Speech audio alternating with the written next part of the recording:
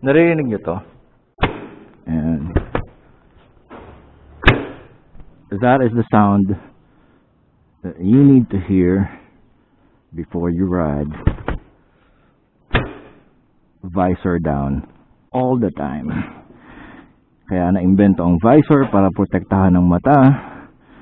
At ngayon, kung kinakailangan ko pa talagang ipaliwanag kung bakit mahalaga ang mata para sa pag-ride, then I don't think you should be riding. Marami kasi akong napapansin na palaging nakaangat ang visor dahil mainit daw. Feeling daw nila nakukulong sila. Mabaho daw. Ay kung ano-ano pa mga dahilan. Well, lahat ng mga dahilan na yun ay may solusyon. Mainit, merong mga vents ang helmets. Mabaho, well, dapat siguro linisan mo na yung helmet mo. Claustrophobic? Aba, hindi. You have to face your fear or your phobia. Kasi, I mean, a helmet is a really is a very intimate head cover.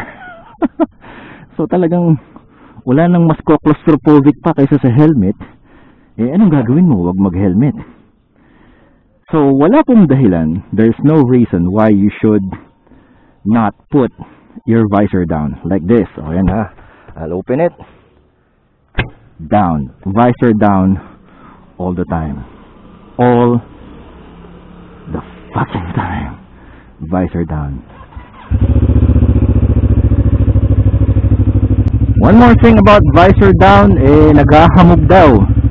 Well, mura lang naman ng mga anti-fog inserts, sprays, or kung ano pa man. I prefer kung talagang anti-fog visor. Yung mismong buong visor is anti-fog, pero pwede kayong maglagay ng anti-fog film, yung ginagamit ko ngayon. Napakamura lang nun. Hindi ko maintindihan kung bakit nagsasabi mahal daw, pero pag tinignan mo ang motor, ang daming burloloy na nakakabit na wala namang function for safety. Peking muffler, mga pa-style na side mirror, pero hindi makabili ng anti-fog. Nakakaduda naman. Parang nakakatakot isipin ko anong mindset nun. Anyway,